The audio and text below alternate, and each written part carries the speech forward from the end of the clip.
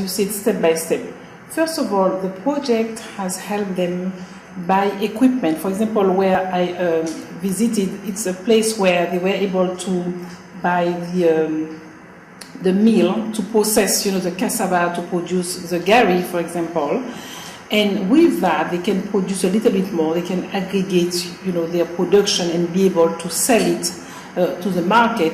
And we saw on average that their income has increased by a ratio of 40 to 50%. So that is quite good. But now what I would like to see in terms of the full benefit of the project, and this is exactly what we are now going to do in the next phase of FADAMA, is to scale up. So the potential is there, but the challenge, and the way I see it, is that how to allow them to aggregate their production, to be together instead of having small individual, grouping, that they go to next scale, in the next level. And I would envisage also intermediaries coming to work with them in terms of the packaging of the product, the quality of the presentation of the product, so that they can actually go up the value chain and increase their revenues, what they can get out of it. So in the next phase of FADAMA, that will be the focus, to really help move from the small level that we had to a level where we can integrate the value chain. You bring more technicity, more quality in the packaging, in the merchandising. And in fact, I have an idea that I'm going to share with the Minister of Agriculture, which is to do a U-win for agribusiness. You know that the Minister of Finance has done this U-win for the youth, coming with good idea for the business plans. I see a lot of potential, so I'm glad that you're actually asking me this question, because I see a lot of potential to bring, the young graduates from the Lagos Business School that are now the techniques, the marketing technique, the commercialization, and come and complement these producers to help really reach, the market at a different level and from a different angle. Now, looking at the implementation strategies of the World Bank assisted projects, putting the state government at the driver's seat, has this really paid off? I can really see it already paying off in various ways.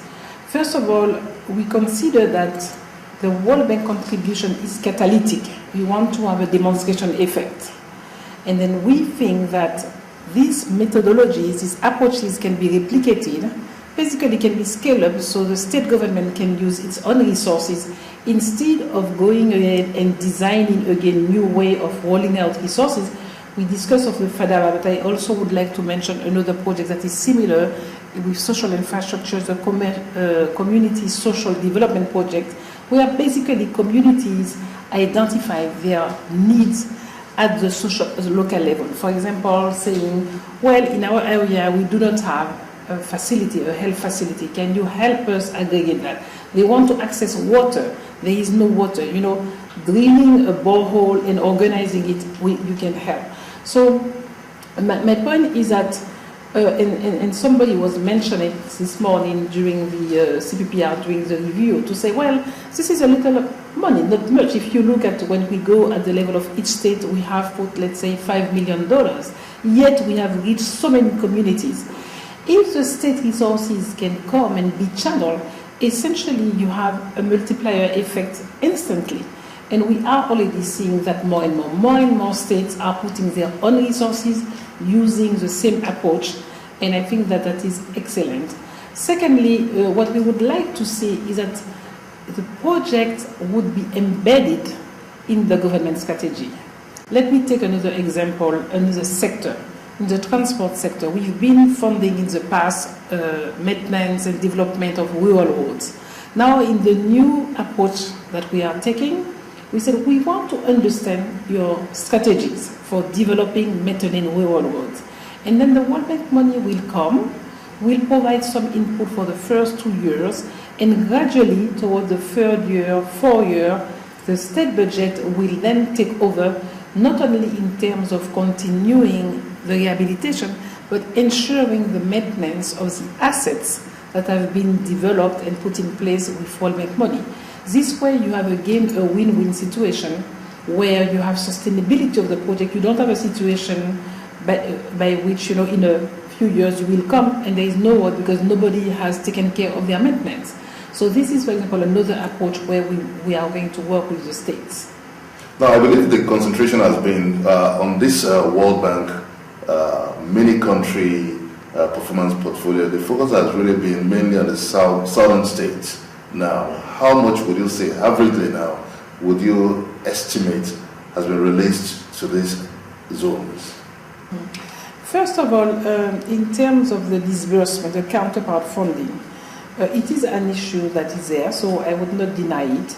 But the good news is that more and more the states see the importance for them to develop to pay their counterpart funding. And you heard, for example, the commissioner of Delta State indicating that they've been paying their counterpart funding and they have no areas. So I think that we also see some positive competition. Finally, you mentioned the fact that one person was not aware of the sources of funding. I'm not actually too worried about this particular point, because to me the best situation will be the one where money is being seen in the state budget. So the state has a health strategy, the state has a transport strategy, the state has an agriculture strategy, and define the needs. The World Bank resources are being integrated as part of this budget. In fact, we discussed a lot, as you noted, about the organization of the budget, preparing a medium-term expenditure framework that allows you to see what is needed and how the various partners come and complement each other, so that you don't have a duplication of resources, that you don't have also a loss of resources. And I think that this is what matters most. Now, it seems Lagos State has the highest allocation from the World Bank. What informed the choice of Lagos State, and why the lopsidedness of this allocation? Well, first of all, I would say you have a city like Lagos that has so many infrastructure needs. Let us talk about urban transportation. The World Bank has supporting very efficiently, the development of the bus transit system. And we are now expanding. You have heard about the BRT.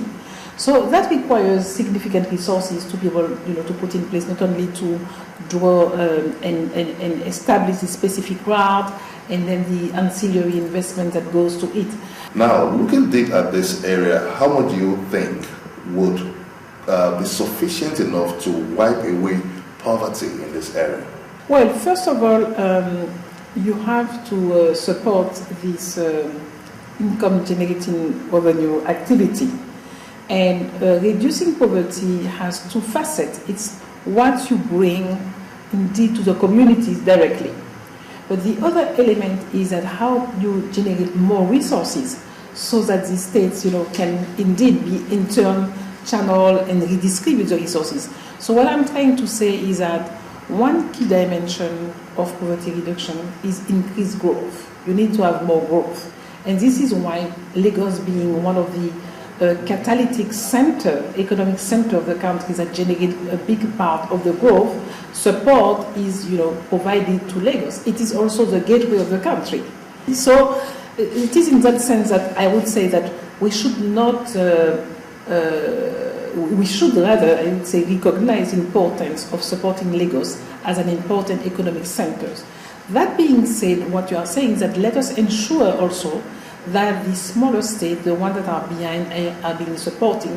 And this is why now we are moving in a different stage where we have established a platform that we call the Country Assistance Framework with the partners, with all the development partners to Nigeria, so that we can be more strategic in the way we allocate resources to the various states and to the various sectors, so that we don't duplicate efforts and then we select areas of concentration, but then also to ensure that we look at the issue of poverty in a more granular way, and so that we can indeed channel more resources to the states that are behind. And that is part of the new strategies that we are developing at the moment. So how do you see the procurement acts of the federal government? Well, first of all, I think that Nigeria has come a long way with the adoption of the procurement law, putting in place the Bureau of Public Procurement. In fact, I've just received a report from the Bureau